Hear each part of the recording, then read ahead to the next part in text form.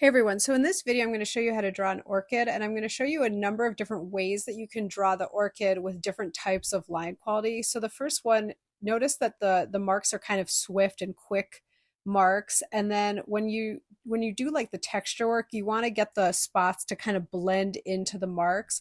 So that's the first one. I just wanted to go over that first, and then I'm going to show you a bunch of other different ways to do this. So one thing that sometimes people think is that they have to kind of go all in one fell swoop, and that's not true. So a lot of times it's actually helpful to go from one side to the other. So notice that I'm starting on one side, but I also have some marks on the other side, and then I'm kind of just going through and integrating them.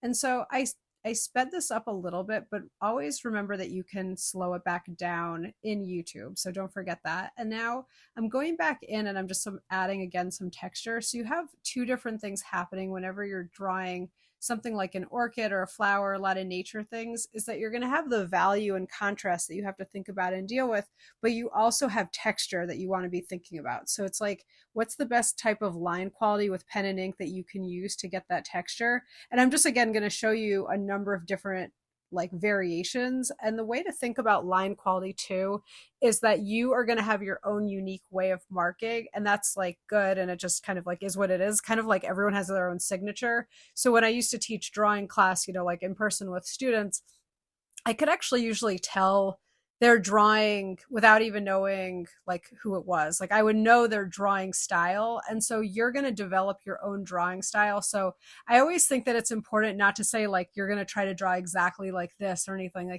like that. But what you can sort of take away from this are different ways of making marks. So in this one, you'll notice this one is very different than the first ones that I was doing, where the first ones like had those sort of like slicker marks and it was like they were fast. Whereas this one, the line marks are shorter and they're more curved. So they look a little bit kind of more like of a scrubby type of mark.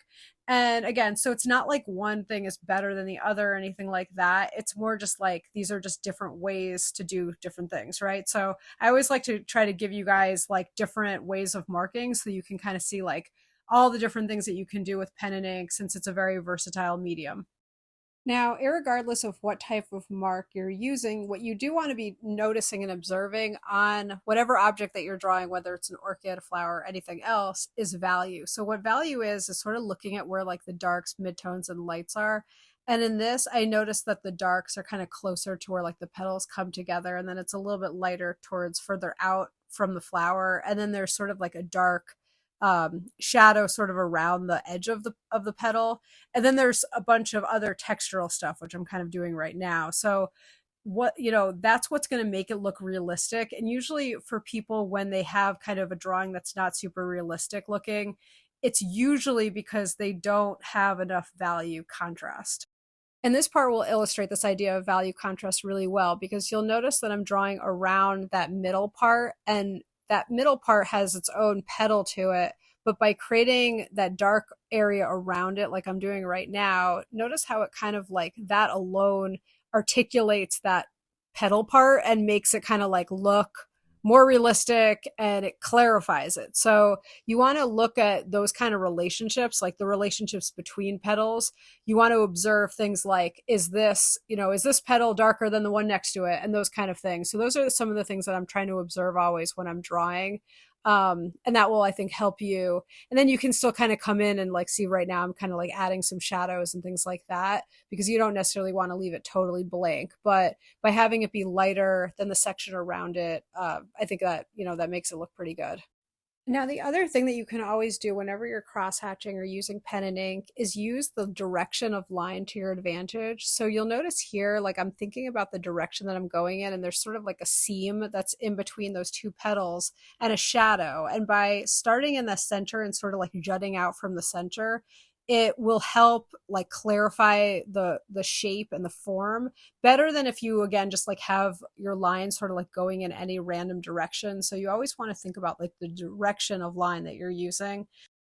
And now I'm just adding those details to the flower, like those little pieces that kind of come out that make it look like an orchid. And those are really dark. So these are kind of some of the things that you want to just make sure that you're observing. And then there's a lot of texture on the flower. That is kind of hard to get with pen and ink, but you want to just sort of like give the impression of it. You don't have to worry about getting every single speck on the flower, but you just can give some like impressions of it, and that can be enough.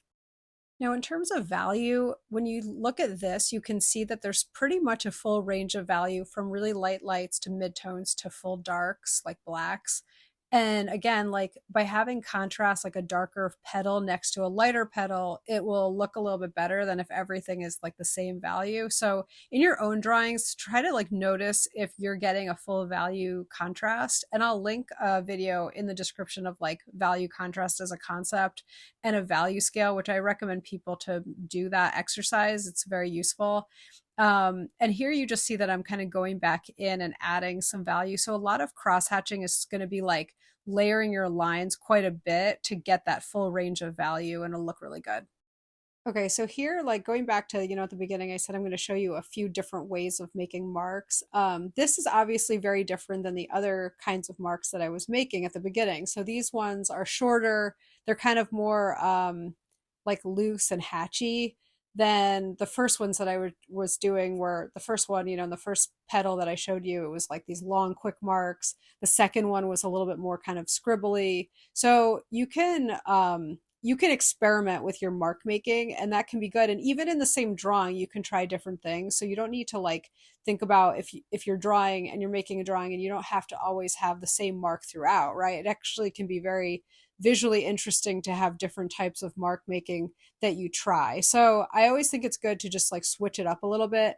It can sometimes be kind of hard to get out of the habit of how you're drawing. So sort of try to stretch yourself a little bit and think about, well, am I drawing all one way, or can I switch it up a little bit and try this other way and see what you think of that. And again, even in this section, you'll notice that the part that's kind of like closer to the center of the flower in that section is a lot darker. And then as it kind of like juts out to the edge of the petal, it's lighter. So even like it doesn't really matter what type of line quality you're using, you're still going to have a lot of those same principles of like using contrast. And on this one, I made it a little bit more like scribbly than the first flower. Like if you look at the first flower that I did compared to this one, it's obviously really different. So, these are things that you can experiment with in your drawing.